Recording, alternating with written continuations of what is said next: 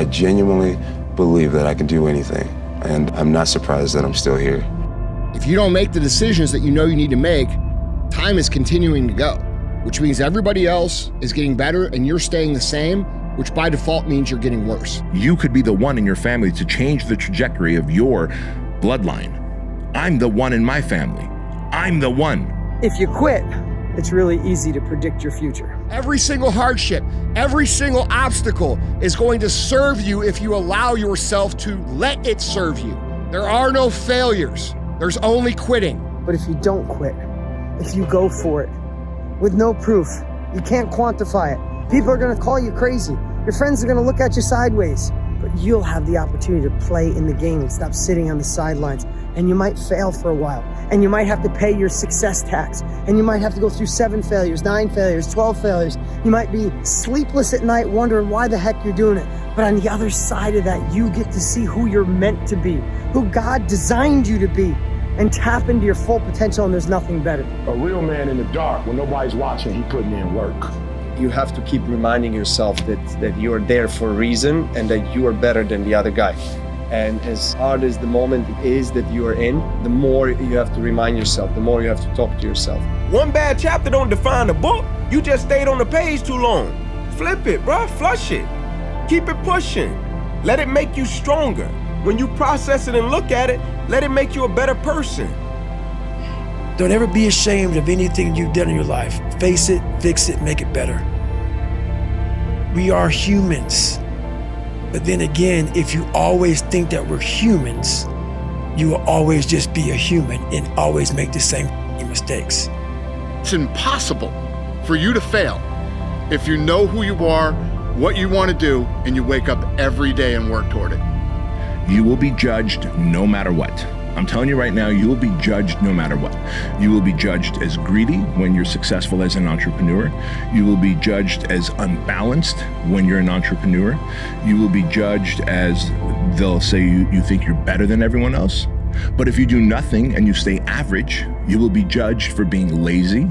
You will be judged for not providing for your family. You will be judged for not giving it all in terms of your passion and your purpose. And they'll say, man, he's just wasting his life, right? So either way in life, you're going to be judged. So if we know we're going to be judged, you might as well start doing the work. So go out and win.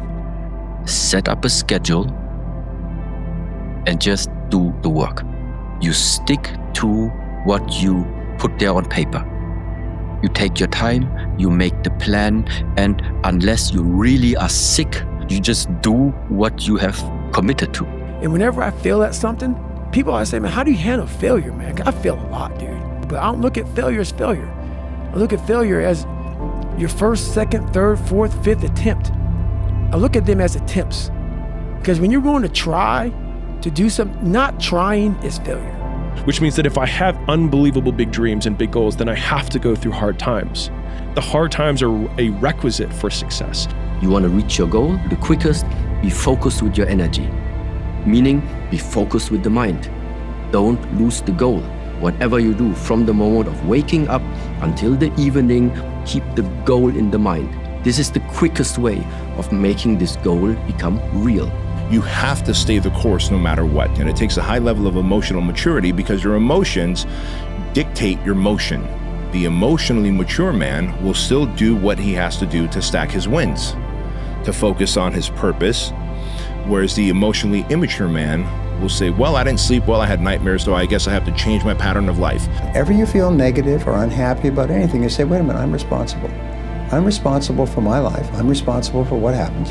I can't change the past. I'm not going to spend a second worrying about the past.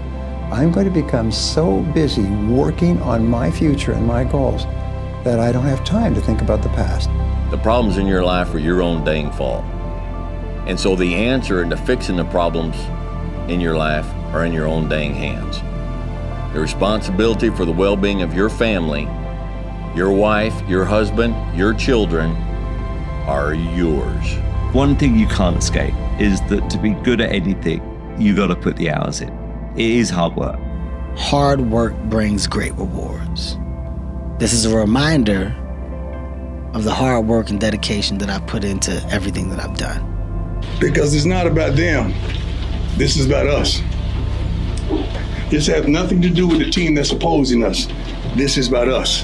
When we started this journey, we told you it was going to be trying, it was going to be tough, but you endured because it's about us. It's easy to have ideas. It's very hard to turn an idea into a successful product.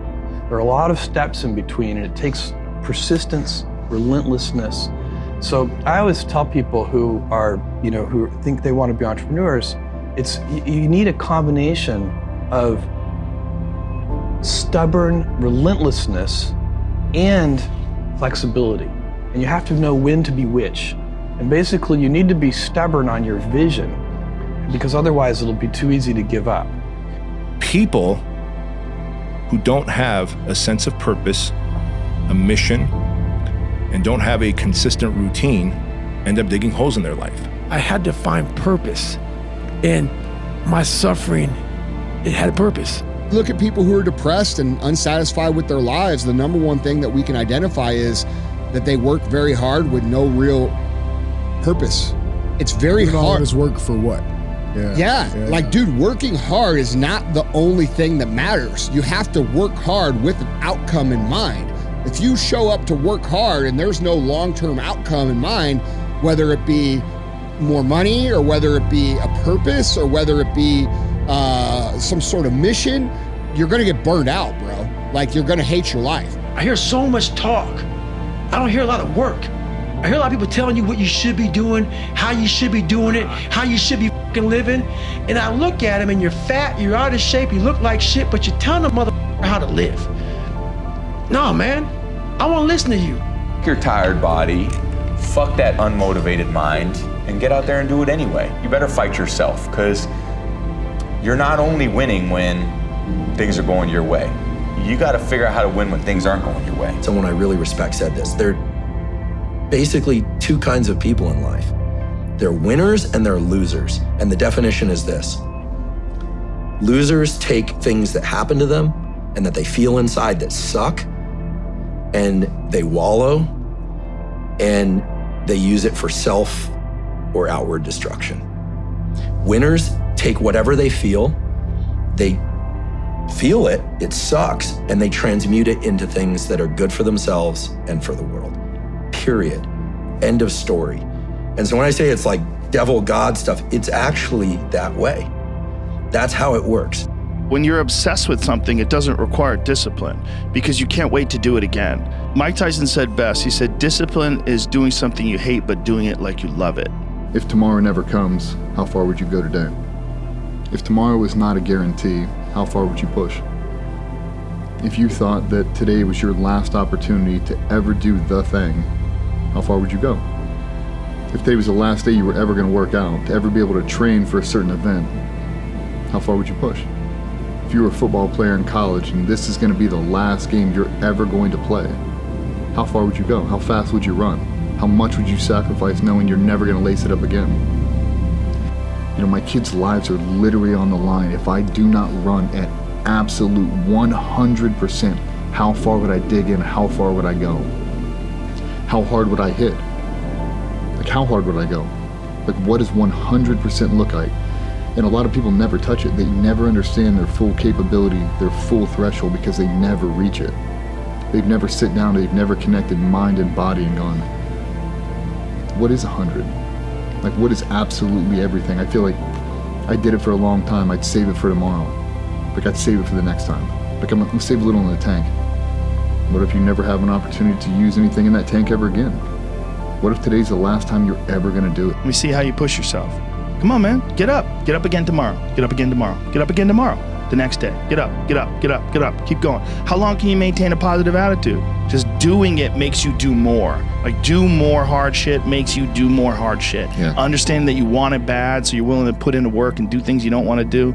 It's what makes you have the confidence that you know how to push through, and the mentality that I'm the type of dude to get shit done. Most people, the bottom 80%, are lazy, and they're looking for an easy way. They're looking for a shortcut to be successful, and there aren't any. But if you do something repeatedly over and over, you develop a habit. So most people are in the habit of looking for easy ways to get the things they want. And they're surrounded by people who think the same way. You know, as much as 95% of your thinking is determined by the people that you associate with on a regular basis. If you associate with people who don't work hard, don't learn, socialize after work, then you become like them. You think like them, you talk like them, you dress like them, you marry them. So you're married to someone who also has no ambition. And you raise children, and your children have no ambition. Just go to work and complain about your work. So people say, well, where do I find positive people who are thinking about success all the time? First, you become one, and then you naturally attract it. You know what you're supposed to do. Deep down inside, I think everybody does. And a lot of people just don't go after it. You know, and like most people start out, they say, I want to be a this, but I'm going to get that to make sure I have something to fall back on. Yeah. And what you're doing is you're setting yourself up for failure because you're going, there's a possibility that I'm going to fall back. And when you put that out there, then you fall back. But if you just say, hey, this is what I want to do, and you go do it, you usually get your stuff the way you want it, man. If you want to be really great at something, you kind of have to be out of your f***ing mind, but you also have to have an iron will. You don't want to work out every day. There's going to be days you just want to eat cake and sleep. But if you want to get past the guy who eats cake and sleeps, you don't eat cake and you don't sleep. If you want to get your life together, take the path of maximal responsibility. Not because you should, even though you should. That's not why. It's because that's the pathway of maximal adventure. The next year is going to go by whether you're doing something about your life or not. Whether somebody is working to make change or whether they're not. You make those incremental changes, and then pretty soon in December you go, hey, I'm way better off than I was at the end of February. So shit, you made little changes and they all added up. And if you don't, by the end of the year, you're just in deeper. So every little bit matters. The more you do things that are natural to you, the less competition you have. You escape competition through authenticity, by being your own self. If I had to summarize how to be successful in life in 2 words, I would just say productize yourself. That's it. Just figure out what it is that you naturally do that the world might want, that you can scale up and turn into a product, and it'll eventually be effortless for you. Yes, there's always work required, but it won't even feel like work to you. It'll feel like play to you. And modern society gives us that opportunity. You know, if you were 2,000 years ago, you're born on a farm, your choices are very limited, right? You're going to do stuff on that farm. Now you can literally wake up and you can move to a different city. You can switch careers, you can switch jobs, you can change the people that you're with. You can change so many things about who you are and who you're with and what you're doing, that there is infinite opportunity out there for you, literally infinite. And so it's much better to treat this like a search function, to find the people who need you the most, to find the work that needs you the most, to find the place you're best suited to be at. And it's worthwhile to spend time in that exploration before diving into exploitation. The biggest mistake in a world with so many choices is premature commitment. If you prematurely commit to being a lawyer or a doctor, and now you've got 5 years invested into that, you might have just completely missed. You might just end up in the wrong profession, the wrong place, the wrong people for 30 years of your life grinding away. And yes, the best time to figure that out was before, but the second best time is now. So just change it. Your brain needs pressure. It needs constant pressure. And stress and pressure is not a bad thing. We have this thing where we feel like stress is bad. It's bad for you. Bad. You need to relax, man. You need to chill. Stress will kill you. No, being bored will kill you. Not having anything to do will kill you is much more dangerous than stress. Yes, you can work too hard, but I'd rather die under the stress than be bored and have nothing to do. So feeling that pressure, it makes your eyes pop open, it makes your brain focus, it makes you alert, it makes you want to live, it makes everything seem exciting to you, because you've got to get things done. I think a lot of people that are hyper ambitious come from a shitty environment. And what is that connection? I think it's probably wanting something better than you're experiencing and knowing that it's possible, that it's out there, and knowing the pain of living in the ghetto, or the pain of being on food stamps, the pain of poverty, and then the fact that when you're poor and you're young, you wonder whether or not you're going to have food. That's a scary thought for a child. Yeah, that's motivating. Yeah, it puts a kind of fire in you, you don't get a Mike Tyson if he grows up in Brentwood. Yeah. You know, you get them when they grow up in Bedford-Stuyvesant. You have like a life of pain, and then you got some pain to dish out after that. My observation is all life form strives to the max of its potential except human beings. How tall will a tree grow? As tall as it possibly can. You never heard of a tree growing half as high as it could. No, trees don't grow half. A tree drives its roots as deep as it can, reaches as high as it can, produces every leaf it can, every fruit it possibly can. To the max. Every life form strives to the max, except human beings. Now, why not human beings? Jot this down. You've been given the dignity of choice. You're not a robot. You don't have to repeat this year the same as last year. You can tear up last year's plan, develop a new plan. So, the dignity of being a human being.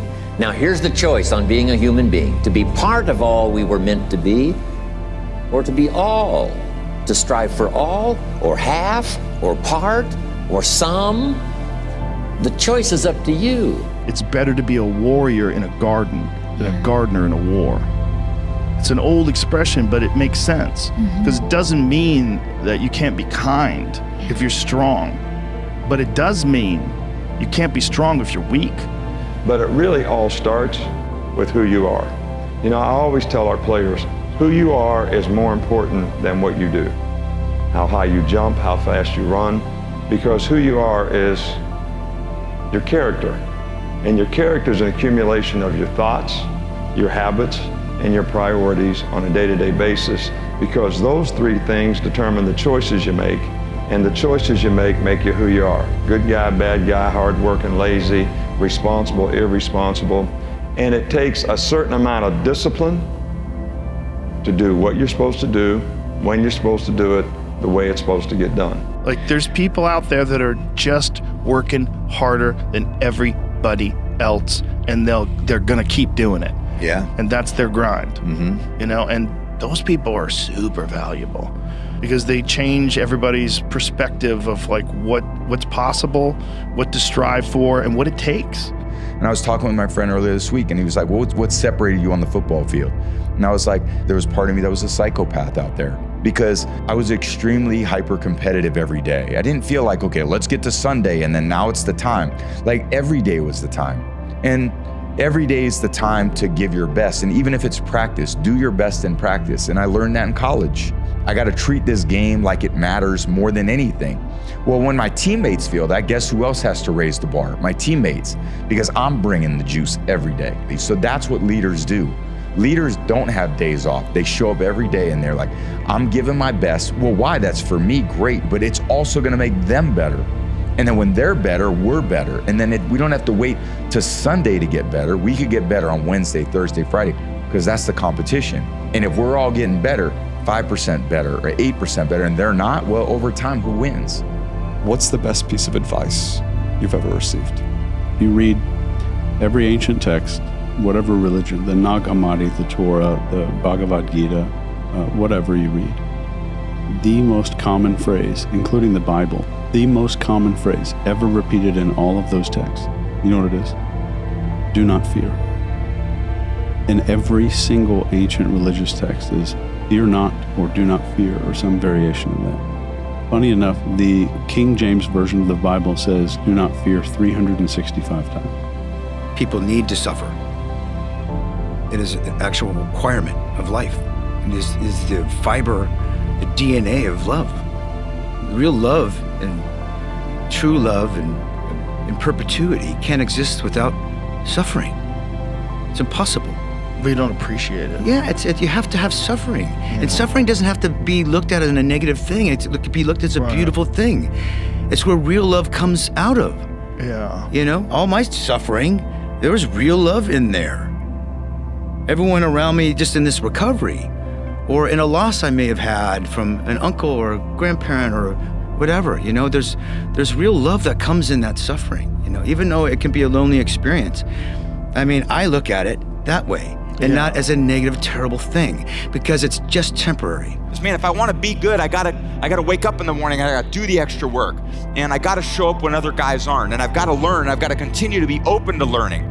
You know, I would complain all the time that the guys ahead of me were getting more opportunity than I was. There was a certain amount of repetitions in practice. The starter would get 20, the backup would get 10, and I would get 2. And I'd go in and I'd say, well, how can I ever get better?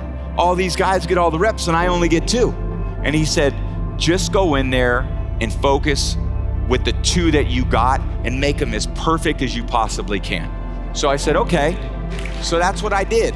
They'd put me in for those 2. Man, I'd sprint in there like it was Super Bowl 49. I did really well with those 2 because I brought enthusiasm, I brought some energy, and I had a little more confidence in myself. And it went from 2 reps to getting 4 reps because those 2 were pretty good. And before you knew it, through this new attitude, through this new shift that Greg had said to me, focus on what you can control. Focus on what you're getting, not what anyone else is getting. Whenever you get an opportunity, you take advantage of it. You treat it like it's the Super Bowl. You treat it like it's game day. Go out there and treat practice like no one else does. And I did that every single day. And it was a lot. It was taxing on me. There was a lot of stress for me, even in high school. When I look back at those times, it wasn't probably like a typical college experience because I was really motivated to play, but I had to take it to a new level that the other guys wouldn't. Every time you wanted to quit, every time life tried to break you, you chose to stand tall. That's what makes you great. Today ain't just about a piece of paper. It's about the grind, the sleepless nights, the sacrifices, the prayers you whispered when nobody was watching. It's all about those moments when you could have folded, but you didn't. You see, the underdog story is the realest story there is. Because when you come from nothing, you appreciate everything. You hustle different, you love different, and you lead different. So today, I want you to do 3 things. Stay humble. Never forget where you came from. Stay hungry. Keep that fire in your soul. And stay true. Always be real with yourself and the world. Because the world don't need no more copies. It need originals. And trust me, ain't nobody else that can do what you do like you do. Let's do a what if. What if what? What if you lose? I don't even see, I can't, my consciousness don't even elevate that thought. Therefore, if it happens, you'd be distraught, crazed, what? It's not my nature to allow that to happen. But I just don't even concentrate on that. Or starting out, I think you gotta find the thing that's the pain. And pain motivates significantly faster and stronger than pleasure does. People are like, no, passion's the right way. It's like point a gun at a family member, all of a sudden, 10 out of 10 motivation, pain. And so I think people should use their pain more. And if they don't have enough pain, then 1, maybe that's fine. And you're a dreamer and that's okay. But I will tell you that a word that I read in my 6-month journey between when I wanted to quit and when I actually quit, there was this word that just pissed me off. And it was this in this self-help or entrepreneur book. And it said, there are entrepreneurs and there are wantrepreneurs. And it was wantrepreneurs are people who read these books and don't do anything. And I was just I don't want to be. I was I am one of these right now. And it just felt so powerless. And that was the difference between me and the other kids, is that they would go to chess practice, they would maybe even do their homework, but they weren't living and breathing sort of the game that in the way that I was. I think about it all the time. I'm thinking about the game while I'm sitting on this chair. I'm still analyzing a game that I played today. It never goes completely out of my mind. And I think a lot of very good chess players do that, but casual chess players, no, of course. And so many people just want it the easy way. I'm sorry, man. It's not. So what they start to do is they build this narrative of it's okay. When the narrative should be, you need to fucking work harder. You need to fucking discipline your mind better. We need to help people more than just saying it's okay. It's okay that you're not fucking willing to fucking help yourself out. That's not okay. Fear is not real. The only place that fear can exist is in our thoughts of the future. It is a product of our imagination, causing us to fear things that do not at present and may not ever exist. That is near insanity, 𝐘𝐸. Now, do not misunderstand me. Danger is very real, but fear is a choice. that everything that you're worried about is going to be gone like that. The people that are criticizing you, they're going to be gone, you're going to be gone. All this hand-wringing worry and concern over how are people viewing me, someone said something bad about me and you get so upset about it, is wasted time and energy. Marcus Aurelius says your only focus should be on getting better at what you're doing. Focus on what you're doing, get better at what you're doing. Everything else is a complete waste of time. Anything in life that you put your mind to, you can do. Anything you want can happen and become a reality. The world is your oyster. That's all I tell people.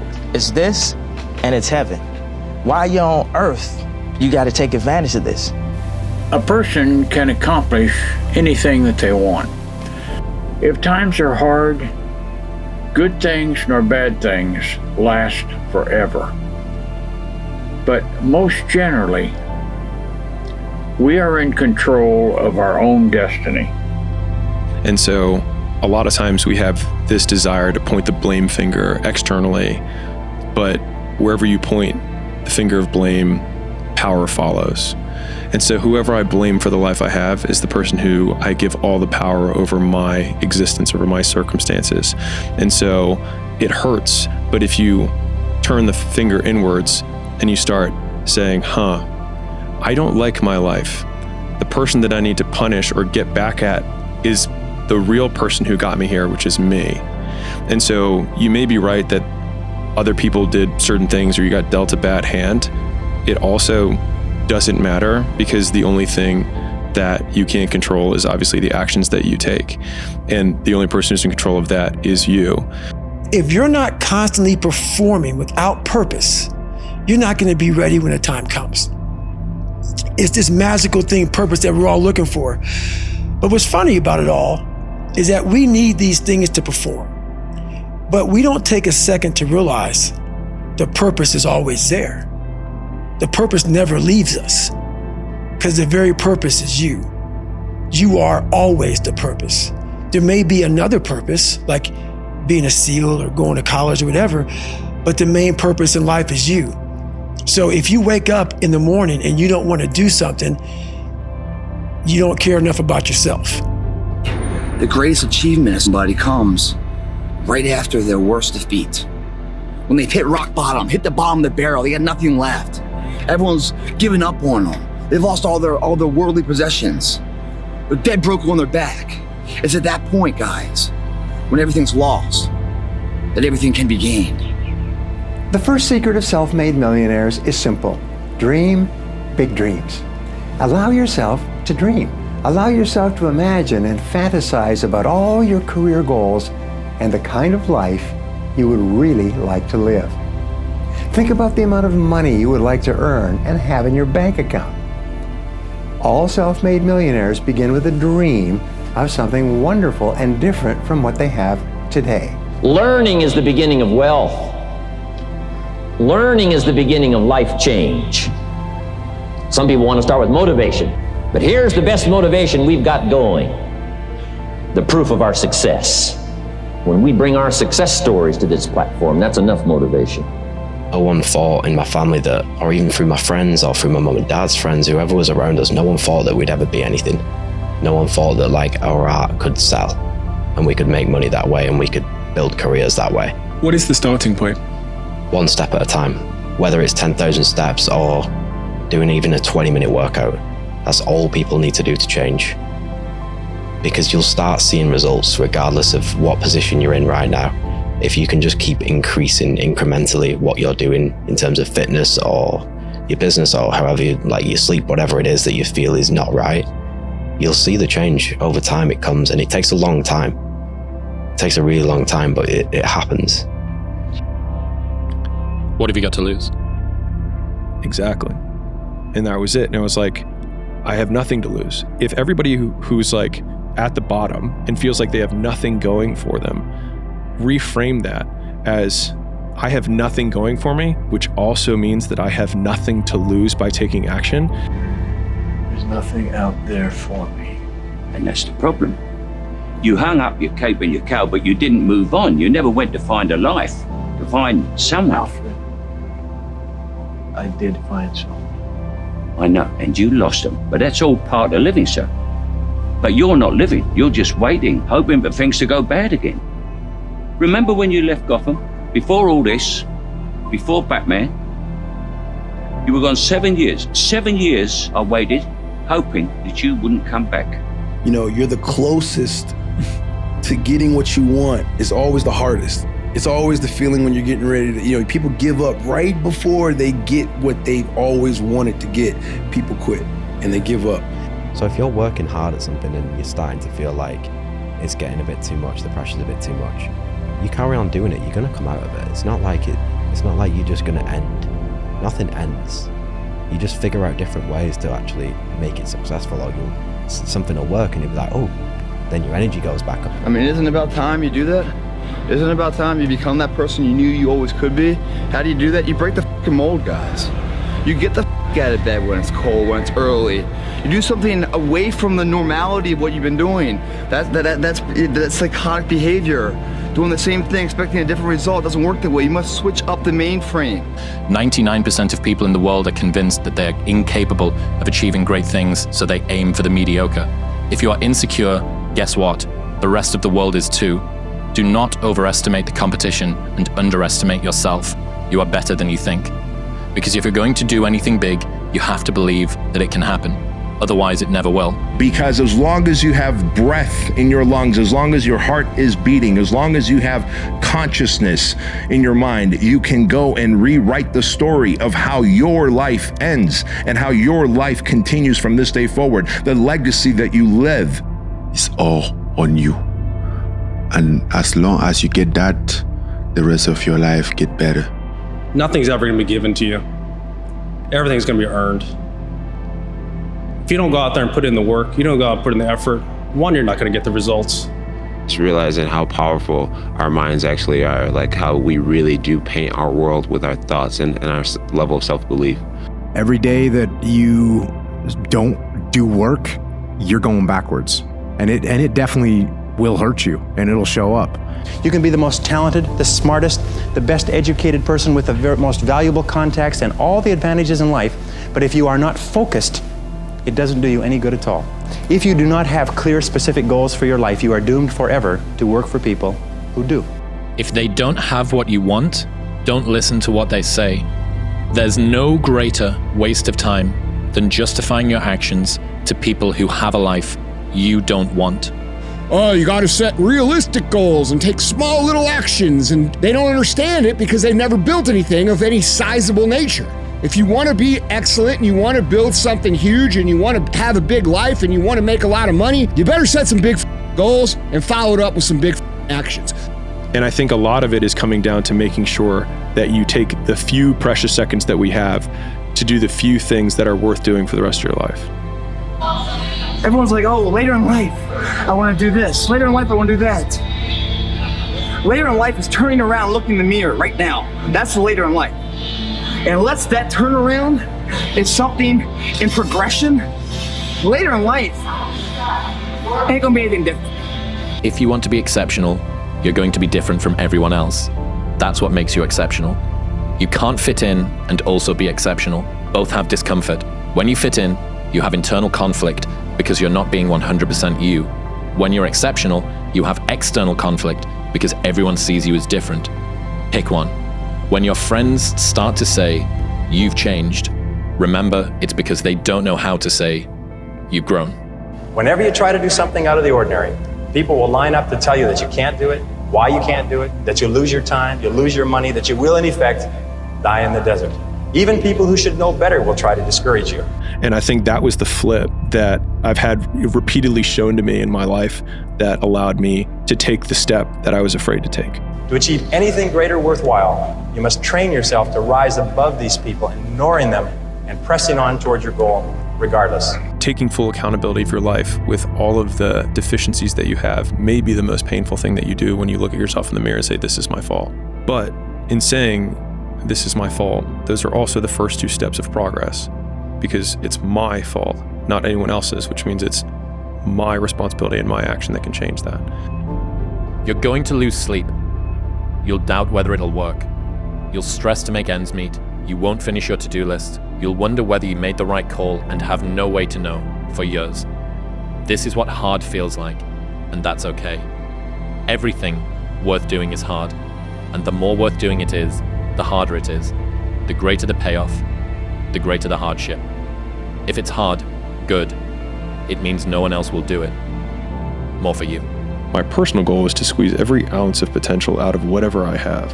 I think that if you feel like you have potential left over, then it will eat you alive until you do something about it. If you haven't gotten what you want, then you're not worthy of it, period. And that's okay. Now you can admit that you suck and improve. Better to know you're bad for a season than pretend you're good for a lifetime. You're not making as much money as you want because you're not as good as you think you are. You're not struggling from imposter syndrome. You're a student and pretending to be a teacher. No students say they feel like frauds for trying to learn. You're a fraud when you get up to teach the class, and you've never done it. Just doing it makes you do more. Like, do more hard shit makes you do more hard shit. Yeah. Understanding that you want it bad, so you're willing to put in the work and do things you don't want to do, it's what makes you have that confidence that you know how to push through, and the mentality that I'm the type of dude to get done. Nietzsche said, "I know of no better life purpose than to perish in attempting the great and impossible." The fact that something seems impossible shouldn't be a reason to not pursue it. That's exactly what makes it worth pursuing. Where would the courage and greatness be if success was certain and there was no risk? The only true failure is shrinking away from life's challenges. If you have to ask how to get motivated to go to the gym, you don't need to be going to the gym. You don't want it enough. That pain you feel, that's the pain of success. You must be willing to shoulder that pain to get to success. Success is something that's a very lonely path in this world, because few are willing to make that down payment of pain for that futurement of success, the better life. Very few are.